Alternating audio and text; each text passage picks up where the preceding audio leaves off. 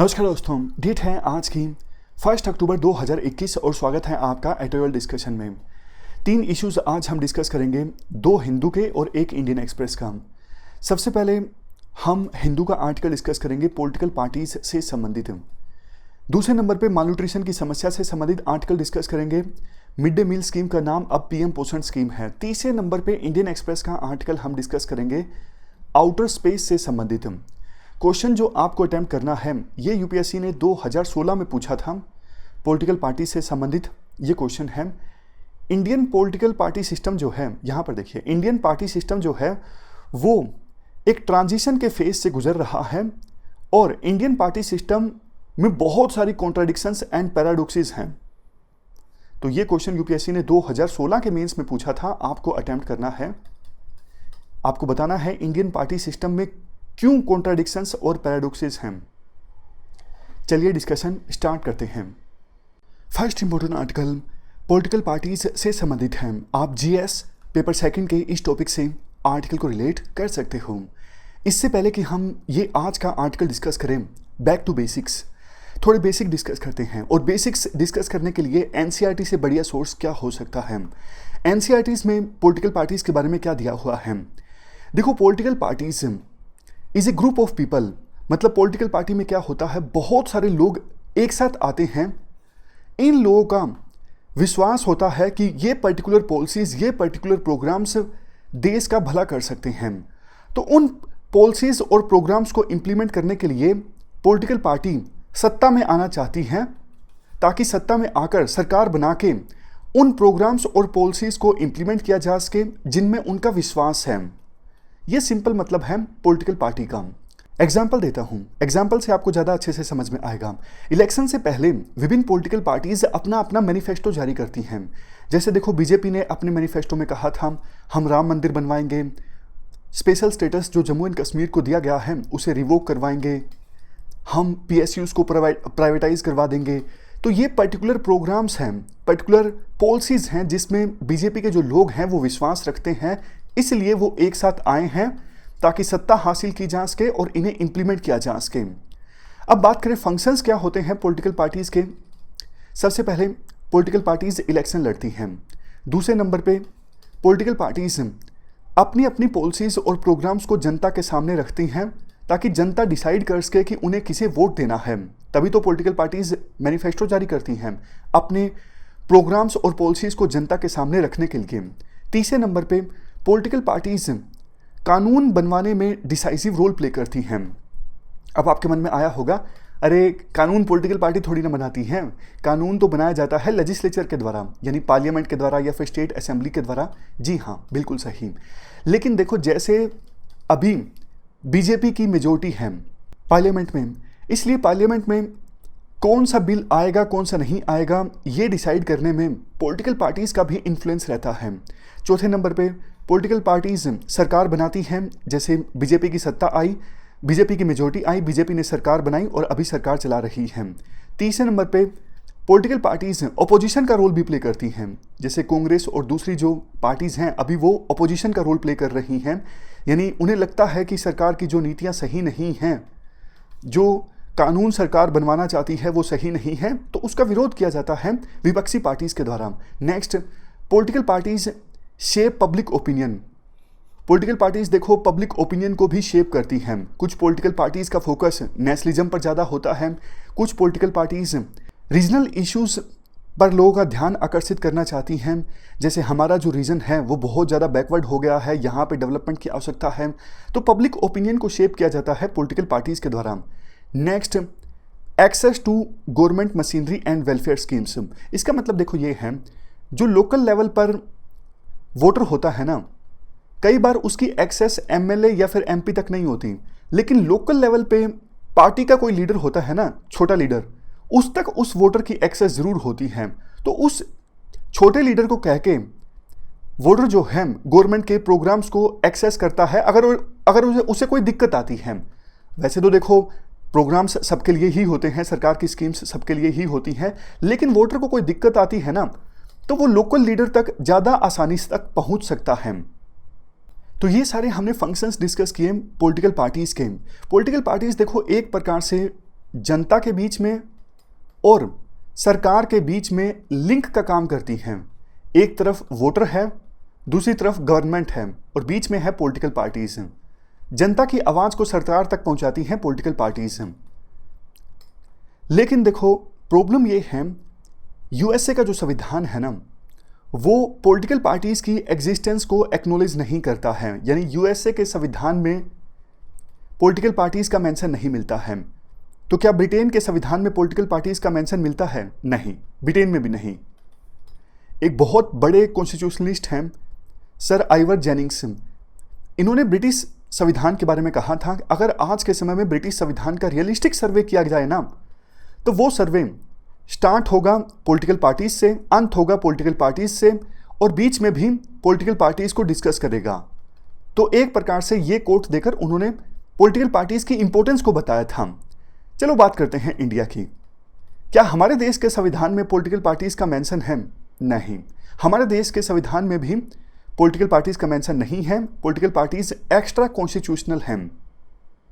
ये देखो, काफी अफसोस की बात है, हमारे देश का जो संविधान है ना, वर्ल्ड के सबसे लेंथीएस्ट संविधानों में से एक है। इवन देखो, कोऑपरेटिव सोसाइटीज तक के बारे में बताया गया है। यहां पर देखो, आर्टिकल 19(1)(c), ये फंडामेंटल राइट है, कोई भी पर्सन कोऑपरेटिव सोसाइटी को इस्टेब्लिश कर सकता है।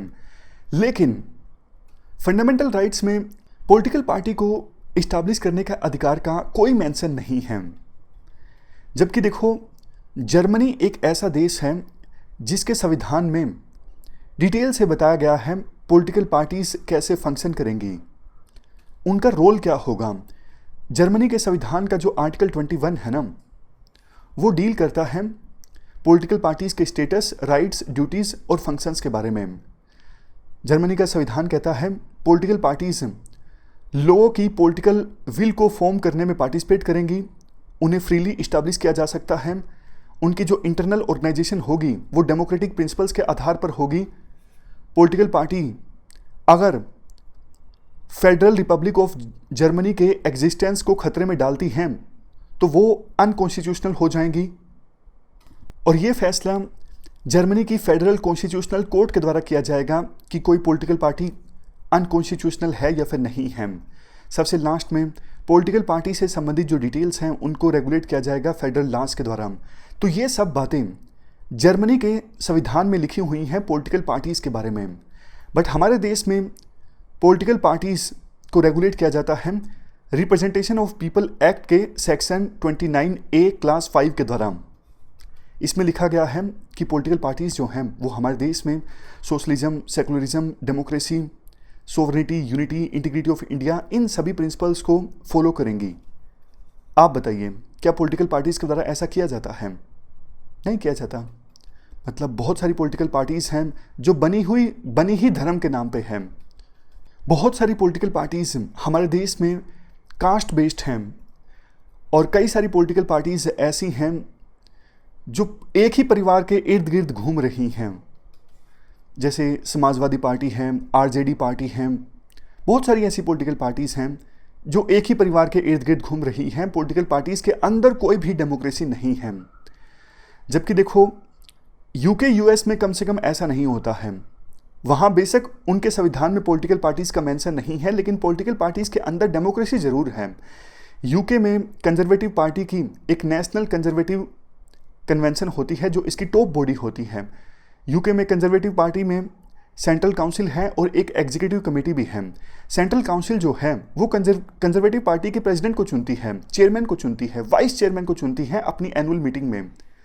ये एग्जीक्यूटिव कमेटी को भी इलेक्ट करती है जो महीने में एक बार मिलती है। यूएसए की बात करें, दोनों जो पॉलिटिकल पार्टीज़ हैं, democratic party and Republican party, इनकी देखो अपनी अपनी नेशनल कमेटी है जो इन पॉलिटिकल पार्टीज़ की टॉप डिसीजन मेकिंग बॉडी है। नेशनल कमेटी रोल प्ले करती है प्रेसिडेंशियल इलेक्शन में और पॉलिटिकल पार्टी के एजेंडा सेटिंग में। एजेंडा क्या होगा, किन नीतियों पर काम करना चाहेगी पॉलिटिकल पार्टी, ये सब कुछ डिसाइड किया जाता है यूएस में इन पॉलिटिकल पार्टीज़ की नेशनल कमेटी के द्वारा। अब आप बताइए, क्या हमारे देश में ऐसा होता है? नहीं, एक दो पॉलिटिकल पार्टी में ऐसा होता है, ज़्यादातर में नहीं होता। पहले देखो, कांग्रेस में हाईकमांड कल्चर हुआ करता था। मतलब सोनिया गांधी या शीर्ष पर जो नेता बैठे हैं वो चाहेंगे वही होगा। अब बीजेपी में भी ऐसा हो गया है। बीजेपी में पहले पार्लियामेंट्री बोर्ड हुआ करता था, वो डिसाइड करता था, लेकिन आज के समय में प्रधानमंत्री मोदी, अमित शाह, इनके पास में पावर्स काफ़ी ज़्यादा हैं, तो डिसीजन मेकिंग जो है वो सेंट्रलाइज हो चुकी है। तो अभी आवश्यकता ये है कि पॉलिटिकल पार्टीज़ को कॉन्स्टिट्यूशनलाइज किया जाए। मतलब हमारे देश के संविधान में पॉलिटिकल पार्टीज़ को रेगुलेट करने के लिए प्रोविज़न होना चाहिए, आर्टिकल्स होने चाहिए, ताकि पॉलिटिकल पार्टीज़ के अंदर इंट्रा पार्टी डेमोक्रेसी इंश्योर की जा सके, ट्रांसपेरेंसी इंश्योर की जा सके कि कहाँ से वो फंडिंग प्राप्त करते हैं, और कुछ पॉलिटिकल पार्टीज़ जो धर्म के नाम पर हैं, जात के नाम पर हैं, उन्हें डीकम्युनलाइज किया जा सके। ये पूरा आर्टिकल हमने डिस्कस किया पॉलिटिकल पार्टीज से संबंधित। चलते हैं आगे। इसके बाद नेक्स्ट आर्टिकल मालन्यूट्रिशन की समस्या से संबंधित है। आप जीएस पेपर सेकंड के इस टॉपिक से आर्टिकल को रिलेट कर सकते हो। क्या कंटेक्स्ट है? देखो, मिड डे मील स्कीम का नाम अब पीएम पोषण स्कीम होगा। PM Poshan scheme. Mid day meal scheme पहली से 8वीं क्लास तक के बच्चों को कवर करती थी, लेकिन ये पीएम पोषण स्कीम है, ये प्री प्राइमरी क्लासेस के बच्चों को भी कवर करेगी, जैसे एलकेजी, यूकेजी।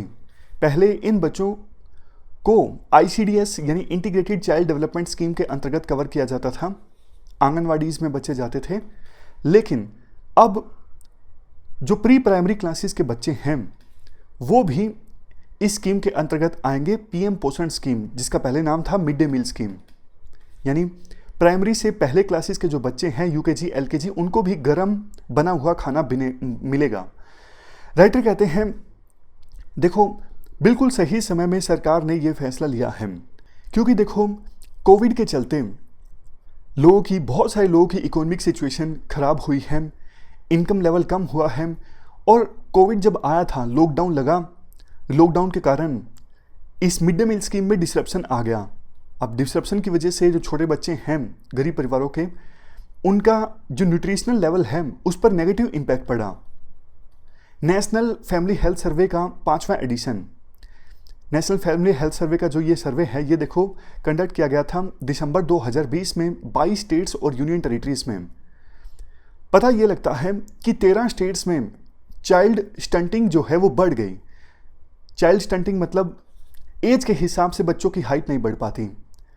इसके अलावा बच्चों में और महिलाओं में जो खून की कमी है यानी एनीमिया है वो भी इंक्रीज हो गया, और 12 स्टेट्स ऐसे हैं जहां पे वेस्टिंग का जो लेवल है वो सीरियस है। वेस्टिंग मतलब हाइट के हिसाब से उतना बच्चों का वेट नहीं होता, मतलब जितनी हाइट है उतना वेट होना चाहिए ना, लेकिन ऐसा होता नहीं। इस सिचुएशन को कहा जाता है वेस्टिंग। अब देखो, कोई छोटा बच्चा अपने बचपन में ही उसका न्यूट्रिशनल लेवल अगर काफ़ी ख़राब है तो इसका रिजल्ट क्या निकलेगा? इसका रिजल्ट ये निकलेगा, वो बच्चा शारीरिक रूप से फुली डेवलप नहीं हो सकेगा, और इसके साथ साथ मेंटली भी फुली डेवलप नहीं हो सकेगा। तो ऐसे बच्चे जिनका न्यूट्रिशनल लेवल ख़राब होता है वो अपने पोटेंशियल को फुली यूटिलाइज नहीं कर पाते, क्योंकि वो फुली डेवलप नहीं हो पाते। उनकी जो एडल्ट लाइफ है उसमें भी प्रोडक्टिविटी काफ़ी ख़राब रहती है।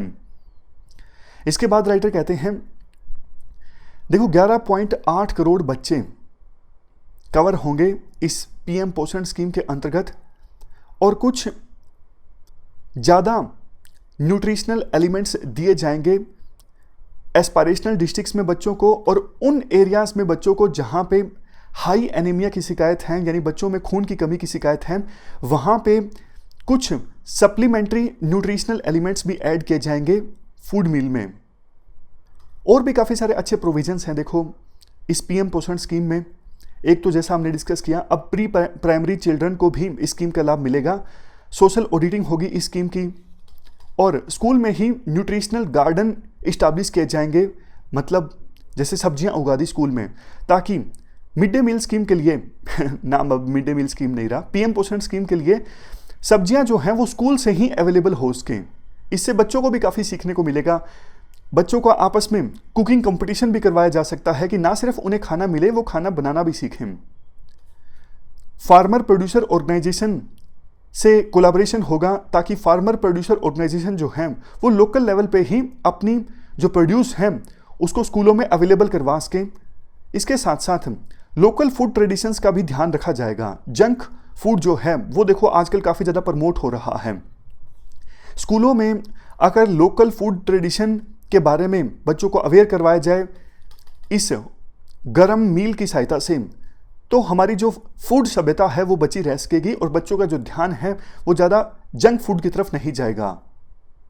इसके बाद राइटर कहते हैं देखो ये सारी चीज़ें तो अच्छी हैं, बट इस बात पर भी डिपेंड करता है कि सरकार इस स्कीम को इंप्लीमेंट करने के लिए कितना बजट का प्रोविजन करती है और कैसे आउटकम निकल के आती है। स्कीम की आउटकम निकलना अच्छी चीज़ है।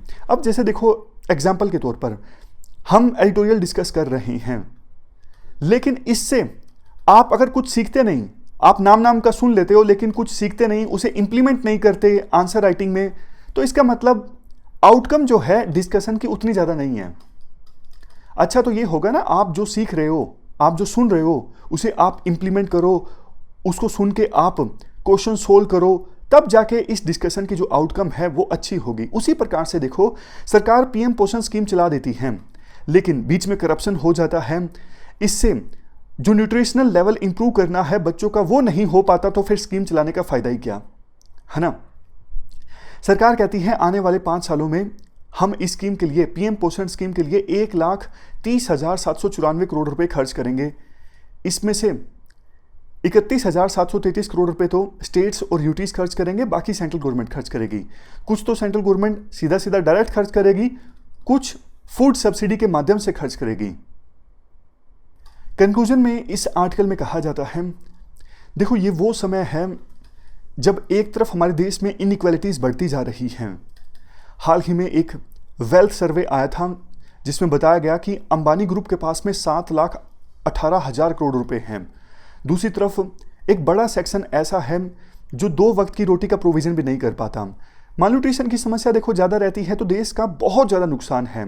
वो बच्चे जो बड़े होकर बहुत प्रोडक्टिव लाइफ बिता सकते थे, देश की इकोनॉमी में कंट्रीब्यूट कर सकते थे, देश की जीडीपी में कंट्रीब्यूट कर सकते थे, लेकिन सिर्फ इसलिए नहीं कर पाए क्योंकि वो बचपन में मालन्यूट्रिशन का शिकार थे, इसलिए मेंटली वो फुली डेवलप नहीं हो सके, वो अच्छे से स्किल नहीं हासिल कर पा सके। तो देश के ह्यूमन रिसोर्सेज का कितना वेस्ट होगा, इकोनॉमी का कितना वेस्ट होगा अगर हम मालन्यूट्रिशन की समस्या खत्म नहीं कर पाते हैं। चलो ये सब चीज़ें तो ठीक हैं, लेकिन उससे भी ज़्यादा मोरली देखो कितना ज़्यादा गलत है कि एक तरफ हम सुपर पावर बनने की कोशिश कर रहे हैं, दूसरी तरफ आज़ादी को मिले 75 वर्ष पूरे हो चुके हैं, मालन्यूट्रिशन की समस्या अभी तक हम नहीं खत्म कर पाए हैं। तो central government enough funds allocate करे इस स्कीम की इंप्लीमेंटेशन के लिए, और जो जो प्रोविजन किए गए हैं उनकी इफेक्टिव इंप्लीमेंटेशन भी होनी चाहिए, ऐसा राइटर बोलते हैं। चलते हैं आगे। इसके बाद नेक्स्ट आर्टिकल आउटर स्पेस से संबंधित है। आप जीएस पेपर 3 के इस टॉपिक से आर्टिकल को रिलेट कर सकते हो। इससे पहले कि हम ये आर्टिकल डिस्कस करें, आउटर स्पेस से संबंधित कुछ बेसिक्स हम रिवाइज कर लेते हैं ताकि बैकग्राउंड आपको पूरी तरह से क्लियर हो जाए। देखो एक समय ऐसा था कोल्ड वॉर के दौरान जब यूएसए और यूएसएसआर के बीच आउटर स्पेस को एक्सप्लोर करने के लिए रेस देखने को मिली थी। यूएसएसआर ने उस समय जहां एक तरफ स्पुतनिक को लॉन्च किया, यूएसए ने अपोलो 11 को लॉन्च किया। इंडिया की बात करें, इंडिया ने भी पिछले कुछ सालों में आउटर स्पेस को एक्सप्लोर करने की दिशा में महारत हासिल की है। हमने चंद्रयान को लॉन्च किया, मंगलयान को लॉन्च किया, ये हमारे लिए नेशनल प्राइड है। बट देखो पहले जितना इंटरेस्ट विभिन्न एक्सपर्ट्स के द्वारा आउटर स्पेस में लिया जाता था, वो इंटरेस्ट पहले की अपेक्षा कर थोड़ा कम हुआ है। आज साइबर स्पेस पे फोकस ज़्यादा है। साइबर स्पेस में नई नई टेक्नोलॉजीज इमर्ज होकर आई है, जैसे बिग डेटा, आर्टिफिशियल इंटेलिजेंस। अगर देखो हम इसके बाद बात करें आउटर स्पेस में हाल फिलहाल में कौन सी रिसेंट एक्टिविटीज़ हुई हैं, कहा जाता है आर्टिकल में इवन कोविड-19 की महामारी के बावजूद विभिन्न देशों की स्पेस एजेंसीज ने जो वेरियस मिशंस प्लान किए थे, उन मिशंस को लॉन्च किया गया तय समय सीमा के अनुसार। जैसे चाइना और यूएसए ने मार्स मिशन को लॉन्च किया, यूएई का मार्स ऑर्बिटर मिशन, चाइना ने अपने बैडू सैटेलाइट नेविगेशनल सिस्टम को कंप्लीट कर लिया। यूएसए का स्पेस कमांड स्टेटमेंट कहता है कि रशिया ने हाल ही में space based anti satellite weapon को टेस्ट किया। मतलब महामारी के बावजूद बहुत सारी एक्टिविटीज़ हुई आउटर स्पेस में। इसके बाद आर्टिकल में स्पेस इंडस्ट्री की ग्रोथ की बात की जाती है। पिछले कुछ सालों में स्पेस इंडस्ट्री बहुत तेज़ी से ग्रो हुई है। आज देखो लो अर्थ ऑर्बिट में पहुंचना बहुत ज़्यादा सस्ता हो गया है। पहले लो अर्थ ऑर्बिट में सैटेलाइट को लॉन्च करने के लिए नासा कितने रुपए चार्ज करता था? 54,500 पर किलोग्राम।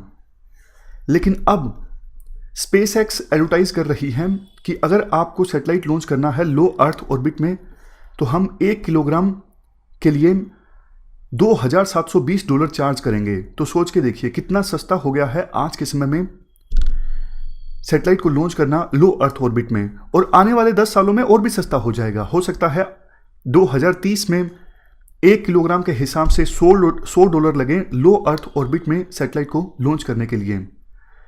ह्यूमन स्पेस ट्रैवल की पॉसिबिलिटीज़ को बहुत ही ज़्यादा तेज़ी से एक्सप्लोर किया जा रहा है वेरियस कंट्रीज़ की स्पेस एजेंसीज के द्वारा और इवन प्राइवेट कंपनीज के द्वारा। For example space x. Bank of America की एक रिपोर्ट कहती है आज स्पेस मार्केट $350 बिलियन की है और 2050 तक स्पेस मार्केट $2.7 ट्रिलियन की हो जाएगी। देखो, जैसा रास्ता सॉफ्टवेयर इंडस्ट्री के द्वारा चूज किया गया था वैसा ही रास्ता स्पेस इंडस्ट्रीज के द्वारा भी चूज किया जा सकता है। मैं आपको एग्जांपल देता हूं। एप्पल ने अलाउ किया कि जो प्राइवेट डेवलपर्स हैं वो अपनी अपनी एप्लीकेशन लॉन्च कर सकते हैं एप्पल के प्लेटफॉर्म पे। उसके बाद गूगल ने भी अपना गूगल प्ले स्टोर लॉन्च कर दिया। इस गूगल प्ले स्टोर पे आप भी अपनी एप्लीकेशन लॉन्च कर सकते हो। तो यही मॉडल स्पेस इंडस्ट्री में भी फॉलो किया जा सकता है। आप एग्जांपल देखिए, स्पेस एक्स का एक प्रोजेक्ट है स्टारलिंक। इस प्रोजेक्ट में 10,000 के आसपास छोटे छोटे सैटेलाइट्स लॉन्च किए जाएंगे लो अर्थ ऑर्बिट में। तो ये 10,000 सैटेलाइट्स का जो ग्रुप होगा, कॉन्स्टेलेशन होगा लो अर्थ ऑर्बिट में, ये पूरे वर्ल्ड में इंटरनेट सर्विसेज प्रोवाइड करेगा। तो इस प्रोजेक्ट की सहायता से डिजिटल डिवाइड जो है बहुत ज़्यादा कम होगा। सभी लोग डिस्टेंस एजुकेशन प्राप्त कर सकेंगे, टेलीमेडिसिन जैसी सर्विसेज का लाभ उठा सकेंगे। इसी प्रकार का प्रोजेक्ट अमेजोन का भी है। प्रोजेक्ट का नाम है प्रोजेक्ट कूपियर। अब इस प्रोजेक्ट को अप्रूवल मिल गया है यूएस फेडरल कम्युनिकेशन कमीशन से। अमेजोन के इस प्रोजेक्ट कूपियर में 3,000 माइक्रो सैटेलाइट्स लॉन्च किए जाएंगे। बाद में इनकी संख्या इंक्रीज भी हो सकती है। इसके अलावा देखो, दूसरी कंपनीज जैसे प्लैनेट, स्पायर ग्लोबल, आईसी, ये ऑर्बिटल वेंटेज पॉइंट्स का इस्तेमाल कर रही हैं डेटा को कलेक्ट करने के लिए, डेटा को एनालाइज करने के लिए, ताकि बेहतर वेदर फोरकास्टिंग हो सके, global logistics, crop harvesting, disaster response, इन सब चीज़ों में फर्दर इंप्रूवमेंट लाई जा सके। देखो, स्पेस जो है हाईटेक मैन्युफैक्चरिंग जायंट्स के लिए भी काफ़ी ज़्यादा अट्रैक्टिव है। जैसे अमेजोन, कल को और भी बड़ी बड़ी companies for example Google, Facebook, ये भी स्पेस में और ज़्यादा पॉसिबिलिटीज़ को एक्सप्लोर कर सकती हैं। तो ये तो हमने बात की आउटर स्पेस सेक्टर में ग्रोथ की। अब इसके बाद राइटर चैलेंजेस की भी बात करते हैं। चैलेंजेस भी काफ़ी सारे हैं आउटर स्पेस को एक्सप्लोर करने में। देखो, आउटर स्पेस अभी फिलहाल डेमोक्रेटाइज है, मतलब ऐसा कुछ नहीं है कि एक ही देश आउटर स्पेस का इस्तेमाल कर सकता है। जिस भी स्टेट के पास टेक्नोलॉजी है वो सैटेलाइट लॉन्च कर सकता है आउटर स्पेस में। बट धीरे धीरे आउटर स्पेस जो है वो बहुत ज़्यादा क्राउडेड होता जा रहा है। तो ऑलरेडी जो मल्टीलेटरल फ्रेमवर्क है आउटर स्पेस की गवर्नेंस के लिए वो पुराना हो गया है। देखो, 1960s में और 1970s में स्पेस से संबंधित लॉ बने थे। फॉर एग्जांपल 1967 की ट्रीटी है आउटर स्पेस ट्रीटी। इस ट्रीटी में पहली बार माना गया अर्थ पे तो देखो विभिन्न देशों ने बाउंड्रीज खींच ली, ये मेरी बाउंड्री, ये आपकी बाउंड्री, ये मेरा एरिया, ये तेरा एरिया। कम से कम आउटर स्पेस में बाउंड्रीज ना खींची जाए, पूरी मानवता की भलाई के लिए आउटर स्पेस का इस्तेमाल किया जाए, ऐसा माना गया था 1967 की ट्रीटी में, आउटर स्पेस ट्रीटी 1967। इसके अलावा और भी स्पेस लॉस या फिर कन्वेंशंस आए, जैसे rescue agreement, space liability convention, space registration convention. आप इन्हें एक्सपेंशन कह सकते हो आउटर स्पेस ट्रीटी का। उसके बाद 1979 में एक और ट्रीटी आई, मून ट्रीटी। हालांकि जो मेजर स्पेस फेयरिंग नेशंस हैं, मतलब जिनके पास जो बड़ी स्पेस पावर्स हैं, उनके द्वारा इस ट्रीटी को रेटिफाई नहीं किया गया। अगर देखो बड़ी स्पेस पावर्स ही रेटिफाई नहीं करेंगी ट्रीटी को, तो फिर वो ट्रीटी थोड़ी सी इररिलेवेंट हो जाती है। मतलब सिग्निफिकेंस ज़्यादा नहीं रहती उस ट्रीटी की। इवन देखो जो स्पेस लॉज हैं फिलहाल, उनमें कोई डिस्प्यूट सेटलमेंट मैकेनिज्म भी नहीं है। मान लीजिए रशिया यूएसए की स्पेस एसेट्स को नुकसान पहुंचाने की कोशिश करता है, तो डिस्प्यूट को कैसे सोल्व किया जाएगा? और मान लीजिए ऐसा हो जाता है गलती से रशिया की सैटेलाइट का जो कचरा है वो यूएसए की सैटेलाइट से टकरा जाए और यूएसए की सैटेलाइट को इससे नुकसान पहुंचे, तो क्या रशिया इसका हर्जाना देगा? मतलब इस प्रकार की बहुत सारी ऐसी चीज़ें हैं जिनको एड्रेस करने के लिए डिस्प्यूट सेटलमेंट मैकेनिज्म नहीं है। और जैसा हमने शुरुआत में डिस्कस किया, ऑर्बिट जो है उनमें कंजेशन बढ़ता जा रहा है।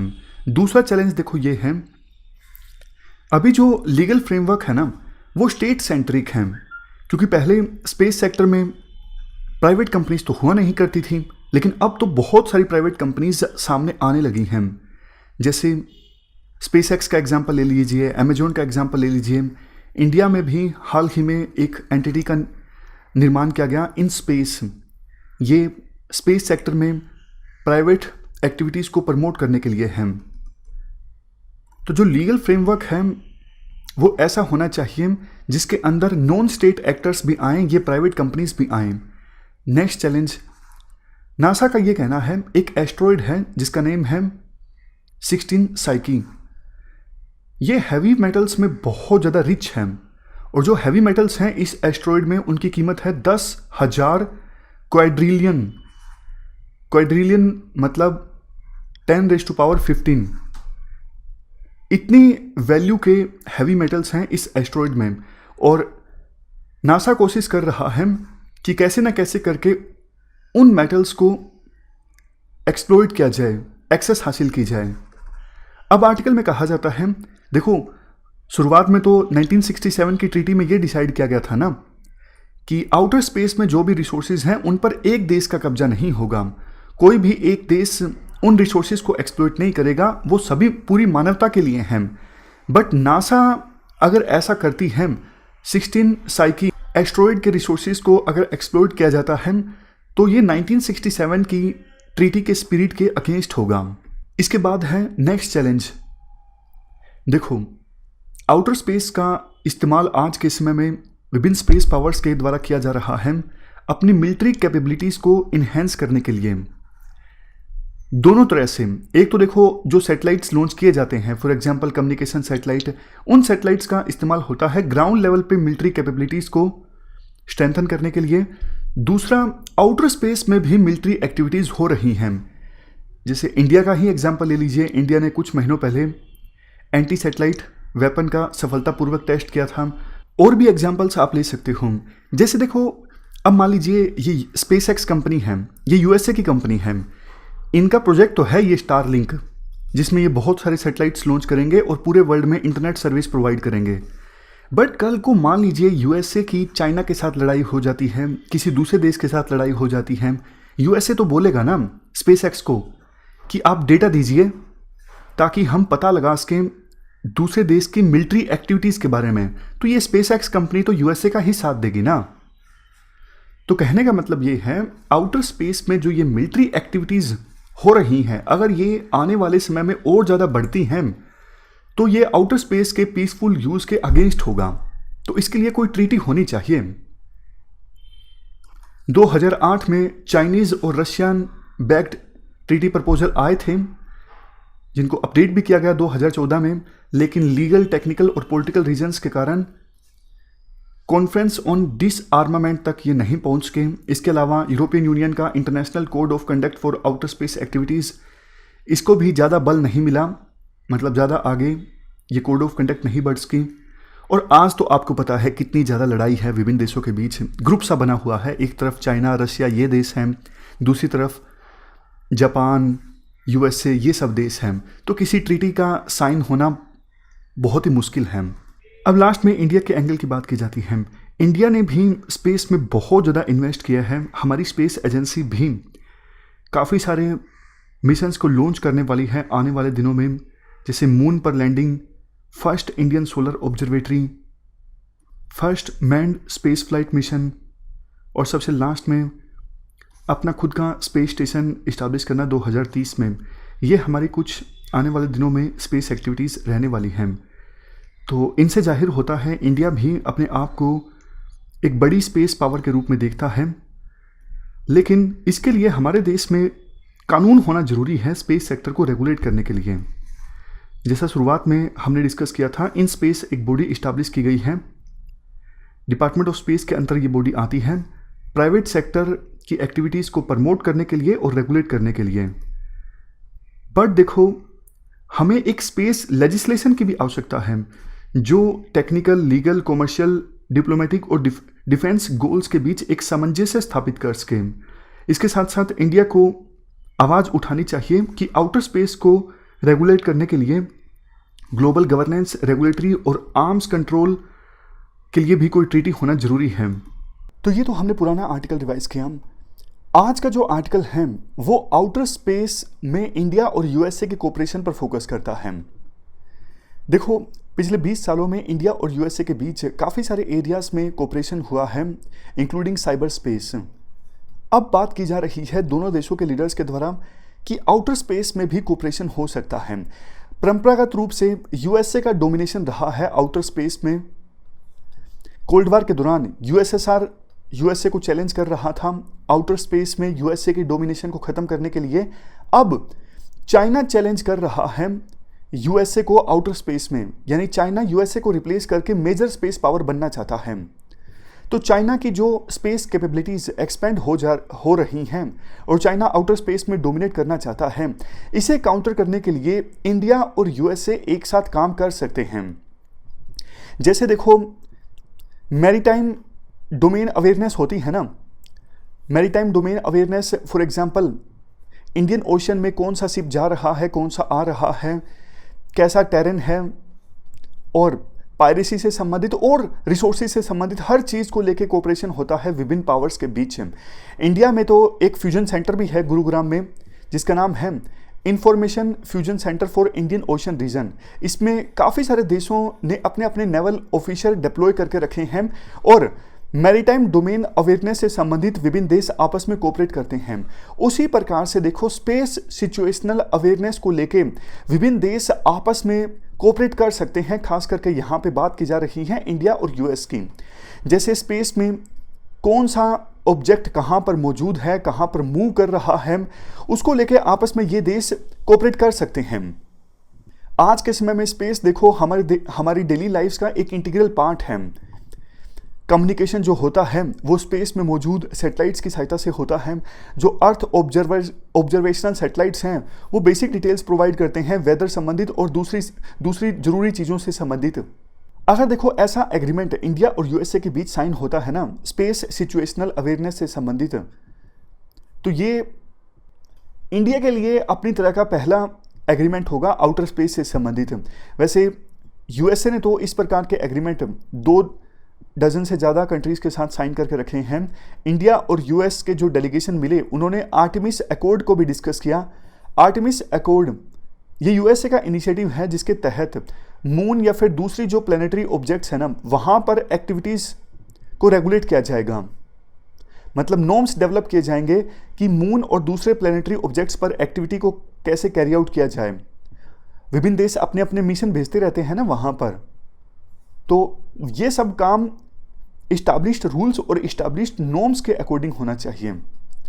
देखो 20वीं सेंचुरी में यानी पिछली शताब्दी में आउटर स्पेस ट्रीटी आई, मून ट्रीटी आई, लेकिन आज के समय में ना टेक्नोलॉजी काफ़ी ज़्यादा डेवलप हो चुकी हैं, तो ये ट्रीटीज़ पुरानी हो चुकी हैं। या तो इन्हें रीइंफोर्स करने की आवश्यकता है या फिर इनमें अमेंडमेंट लाने की आवश्यकता है। इंडिया यूएस के अलावा देखो वैसे क्वाड जो है, क्वाड के जो मेंबर कंट्रीज़ हैं वो भी आउटर स्पेस पर काफ़ी कोलैबोरेट कर रही हैं। एक new space working group setup किया गया है क्वाड के द्वारा, जो कि आइडेंटिफाई करेगा कि ये 4 देश आपस में मिलके कौन सी अपॉर्चुनिटीज़ को एक्सप्लोर कर सकते हैं। ये 4 देश मिलके सैटेलाइट डेटा को शेयर करेंगे पीसफुल पर्पजेस के लिए, जैसे monitoring climate change, disaster response, preparedness, sustainable use of oceans, marine resources और शेयर डोमेन में चैलेंजेस के प्रति रिस्पॉन्ड करना। राइटर ये सजेस्ट करते हैं, देखो आउटर स्पेस को लेके जहां इंडिया दूसरे देशों के साथ अब लगातार कोऑपरेट कर रहा है, तो एक नेशनल पॉलिसी एक्शन भी होना चाहिए हमारे देश में आउटर स्पेस को लेके।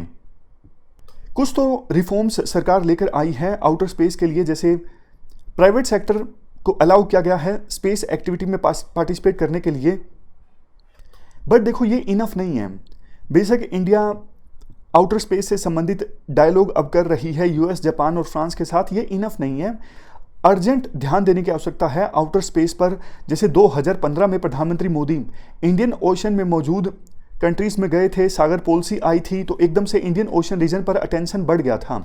उसी प्रकार से आउटर स्पेस पर अभी अर्जेंट ध्यान देने की आवश्यकता है। तो ये हमने पूरा आर्टिकल डिस्कस किया।